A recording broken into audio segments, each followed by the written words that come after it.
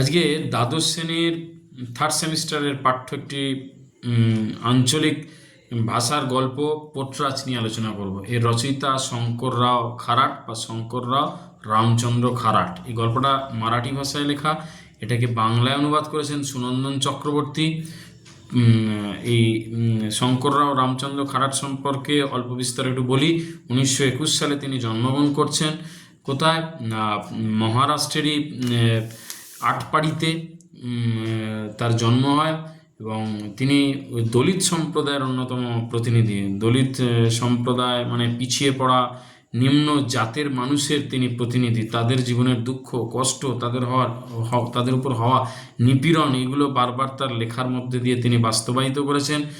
তিনি তার লেখার মধ্যে দিয়ে আর যে বিষয়টাকে প্রাধান্য দিয়েছেন সেটা হচ্ছে অন্ধবিশ্বাস, কুসংস্কার, কুযুক্তি, এগুলো কিভাবে আষ্টে পিষ্টে গ্রাম বাংলার মানুষকে বেঁধে রেখেছে, যা থেকে তারা বেরোতে পারছে না, যেগুলো তাদের উন্নতির অন্যতম অন্তরায়, সেগুলোই তিনি তার লেখায় বারে বারে ফুটিয়ে তুলেছিলেন। ডক্টর বি আর আম্বেদকর সংবিধানের জনক। তিনি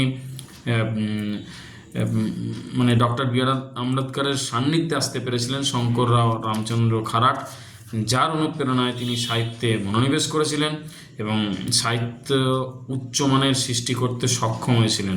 তার বিখ্যাত অন্যতম রচনাগুলোর মধ্যে অন্যতম হচ্ছে তিত বেচা ফেরা, সাঙ্গাওয়া, তারপর তারাল অন্তরাল হচ্ছে তার আত্মজীবনীমূলক উপন্যাস। এই মহান সাহিত্যিকের পরলোক গমন হয় 2001 সালের 9 এপ্রিল। তা এই পোটরাজ গল্পটার সারাংশ বলতে গিয়ে আমাদের প্রথমেই বলতে হয় পোটরাজ কথার অর্থ। পোটরাজ হচ্ছে সেবাইত বা ভক্ত, যারা মেনলি দেবতার পূজা অর্চনা করে, নাম সংকীর্তন করে, তাদেরকে বলা হয়, মানে আক্ষরিক অর্থে সেবাইত। তাহলে এইখানে একজন সেবাইতের পরিচয় আমরা পাচ্ছি, তার নাম হচ্ছে দামা। সে হচ্ছে মারিয়াইয়ের সেবাইত। মহারাষ্ট্র, গুজরাট এই অঞ্চলে এই পোটরাজ শব্দটার বেশি প্রচলন রয়েছে। এখানে দামা নামে একজন সেবাইত, সে মারিয়াইয়ের সেবাইত বা পোটরাজ। সে মারিয়াইয়ের সেবা শুশ্রূষা করে, মারিয়াইয়ের নাম সংকীর্তন করে, পুজো নিয়েই তার জীবন কাটে। কিন্তু দেখা যায় গ্রামে আর 5টা বাড়িতে বসন্ত হয়েছে বা মায়ের দয়া হয়েছে। সেই মায়ের দয়া থেকে দামা যে প্রধান পোটরাজ, সেও কিন্তু নিস্তার পায়নি। তাই অনেকে তাকে দেখতে আসে তার বাড়িতে, নানান ধরনের কথাবার্তা বলে যে মারিয়াইয়ের এই কোপ বা রুষ্ট হওয়া থেকে বা রাগের কোপ থেকে দামা পর্যন্ত নিষ্কৃতি পেল না। আবার অনেকে এই সান্ত্বনা দেয় যে ও তো মানুষ, সেবাইত হলে কী হবে, রক্তমাংসের মানুষ, শরীর থাকলে রোগ তো হতেই পারে।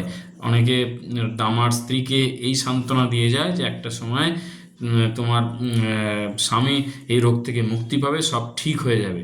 কিন্তু পরক্ষণেই দুর্পথ হচ্ছে দামার স্ত্রী, দুর্পথের মনের মধ্যে ভয় গ্রাস করতে থাকে। তার সেই দুশ্চিন্তাকে আরও বাড়িয়ে দেয়। তাদের বাড়ির নিম গাছে একটি বসে থাকা কাক, সে কা কা করে ডেকেই যায়। কাকের শব্দ এখানে অশুভ ধ্বনির প্রতীক। অন্যদিকে একটা রাস্তার কুকুর খুব চিৎকার করতে থাকে, যে কুকুরের চিৎকারকেও অশনি সংকেত বলে দুর্পদ ভাবতে থাকে। আসলে কিন্তু শঙ্কররাও রামচন্দ্র খারাট এগুলোকে কুসংস্কারের প্রতীক হিসাবে বোঝানোর চেষ্টা করেছেন। পরক্ষণেই দুর্পদ ভাবে যে যবে থেকে সে বিয়ে হওয়ার পর এই বাড়িতে এসছে, মঙ্গল শুক্রবার উপোস করেছে, দেবীর উদ্দেশ্যে গরান দিয়েছে, দেবীকে সবুজ শাড়ি পরিয়েছে, দেবীর উদ্দেশ্যে যতটা সম্ভব তিনি পূজার্চনা করেছেন, আন্তরিক ভক্তি শ্রদ্ধা নিবেদন করেছেন, প্রদীপ জ্বালিয়েছেন এবং দেবীর উদ্দেশ্যে কুঁকড়ো, মেষ বা মোড়ক বলি দিয়েছে। তাতে দেবী আমাদের প্রতি রুষ্ট হলো, কুপিত হলো যে আমার স্বামীর এই রকম মায়ের দয়া হলো। সে দেবীর কাছে আর্ত হয়ে, দুঃখিত হয়ে চোখের জলে প্রার্থনা করে যেন তার স্বামীকে দ্রুত সুস্থ করে দেন দেবী। এই রকম যখন ভাবনা চিন্তা করছে, ঠিক এরকম রাতের একটা সময় তার বাড়ির দরজায় টোকা পড়ে। সে চিন্তিত হয়ে পড়ে যে আবার এত রাতে কে এলো। তখন দেখছে গ্রামের প্রধানরা তার বাড়িতে এসছে দামার খোঁজ খবর নিতে। সবাই জানতে পেরেছে দামার মায়ের দয়া হয়েছে, তাই খোঁজ খবর নিতে এসছে এবং দামাকে উদ্দেশ্য করে বলে যে মারিয়াই অত্যন্ত রুষ্ট হয়েছে, কোপিত হয়েছে, তাই গ্রামে মায়ের দয়া ছড়িয়ে পড়ছে হু হু করে। এরকম অবস্থায় দামাকে কিন্তু মারিয়াইয়ের যাত্রায় বেরোতেই হবে, নাহলে কিন্তু গ্রাম একেবারে নিশ্চিহ্ন হয়ে যাবে। কিন্তু সবাই দেখে যে দামার শরীর সত্যি অসুস্থ, তার শরীরে সেই বল নেই, সে উঠে দাঁড়াতে পারছে না, সে কী করে মারিয়াইয়ের যাত্রায় যাবে। অর্থাৎ মারিয়াইকে নিয়ে গ্রামের বিভিন্ন জায়গায় ঘুরে বেড়াতে হবে, প্রসেশন যাকে বলি আমরা। এরকম অবস্থায় গ্রামের বয়স্করা চিন্তা ভাবনা করে, যখন উপায় পাচ্ছে না তখন তারা ঠিক করে গ্রামের দামার ছেলে আনন্দ, সে তো বড় হয়েছে, তাকেই দায়িত্ব দিতে হবে, তাকেই মারিয়াইকে নিয়ে গ্রামের পরিভ্রমণে বেরোতে হবে। এই কথা শুনে কিন্তু দামার স্ত্রী দুর্পদ প্রতিবাদ করে।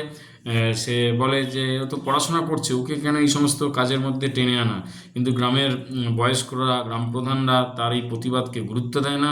তারা বলে আমরা যেটা ঠিক করব সেটাই তোমাদের করতে হবে। এরকম অবস্থায় প্রতিবাদী স্বর তাদের দমিয়ে দেওয়া হয়। আনন্দ এতে একটু বিরক্ত হয়, রাগ প্রকাশ করতে যায়, কিন্তু তাদের কোনো যুক্তি খাটে না। অবশেষে আনন্দ হচ্ছে দামার ছেলে, সে ঘর থেকে বেরিয়ে যায়, অনেক রাত করে বাড়িতে ফিরে অপ্রকৃতস্থ অবস্থায়। পরের দিন সকালে উঠে একটা নিকটবর্তী নদীতে স্নান করে বাড়িতে ফিরে এসে বাবার কাছে বসে দেখে ইতিমধ্যে অনেক লোকজন এসে বাবার সঙ্গে কথোপকথন করছে দামার সঙ্গে, যে দেবী মারিয়াই দামার ভক্তিতে, দামার পুজোতে সন্তুষ্ট হয়ে বা গ্রামের প্রতি কৃপাদৃষ্টি বর্ষণ করবার জন্যই সে গ্রামের একেবারে শেষ প্রান্তে চলে গেছে, দেবী নিজেই। অর্থাৎ দেবী খুশি হয়েছে, তাই দেবীর পরনে নতুন শাড়ি, সবুজ রঙের শাড়ি উঠেছে, নতুন গলায় সে হার পরেছে। দেবী খুব খুশি, প্রসন্ন। গ্রামের মানুষকে রক্ষা করবার জন্যই হয়তো দেবী নিজেই তার মায়ায়, তার অলৌকিকত্বে গমন করেছে, গ্রামের বাইরে চলে গেছে। অর্থাৎ তার চলে যাওয়ার মাধ্যমে গ্রাম থেকে যে ওই মায়ের দয়া, রোগটা চলে যাচ্ছে, এটা বোঝানোর চেষ্টা করছে গ্রামবাসীরা। তা গ্রামবাসীরা সবাই খুশি। গ্রামবাসীরা মারিয়াইয়ের জয় ধ্বনি উচ্চারণ করছে, তার সঙ্গে দামার জয়ের ধ্বনি উচ্চারণ করছে। জয় মারিয়াই কি জয় বলছে, জয় পোটরাজ কি জয়, জয় দামার জয়, এরকম বলছে। সবাই খুব খুশি, সবার মনে একটা আনন্দ, দুশ্চিন্তার ভাব দূরীভূত হয়েছে। ঢাক বাজছে, ঘণ্টা বাজছে, সবাই আনন্দে গান গাইছে এরকম। তারপরে বিভিন্ন ধরনের পূজার্ঘ সাজিয়ে গ্রামের যে প্রান্তে মারিয়াইয়ের বিগ্রহ রয়েছে সেখানে দলে দলে মিছিল করে যাচ্ছে। মিছিলের মধ্যে থেকে একজন এসে দামার গলাতে মালা পরিয়ে দিচ্ছে। আনন্দ সমস্ত কিছুকে দেখছে। মিছিল চলে যাওয়ার পর সে ঘরের ভেতর ঢোকে। আসল সত্যটা সে তার মা দুর্পদকে বলে যে মারিয়াই কিন্তু নিজে যায়নি, নিজের অলৌকিকত্বে মায়া শক্তি এখানে কাজ করেনি। সে নিজে রাত্রে মারিয়াইকে গ্রামের শেষ প্রান্তে রেখে এসছে। এটা শুনে দুর্পদ ভীত সন্ত্রস্ত হয়ে পড়ে এবং কাছে টেনে নেয় নিজের ছেলে আনন্দকে, বলে যে তুই আমার কাছে এসে প্রতিজ্ঞা কর কোনোদিন এই সত্য কাউকে বলবি না। আনন্দ সে কথা মেনে নেয়। তারপর উভয়ের মধ্যে একটা দুশ্চিন্তার ভাব দূরীভূত হয়, আনন্দের হাসি ফুটে ওঠে। আসল সত্যটা কিন্তু কেউ জানলো না। আসল সত্যটা অন্ধকার কুসংস্কারই আচ্ছন্ন হয়ে রইল। এই বার্তাটাই গল্পের মাধ্যমে কিন্তু আমাদের গল্পকার দিতে চেয়েছেন, যে যারা প্রতিবাদ করে সেই প্রতিবাদের কণ্ঠকে অবরুদ্ধ করে দেওয়া হয়, প্রতিবাদের কণ্ঠকে দমিয়ে দেওয়া হয়, সত্য প্রকাশিত হয় না, কুসংস্কার অন্ধবিশ্বাসী জয়ী হয়। এই পর্যন্ত, ধন্যবাদ।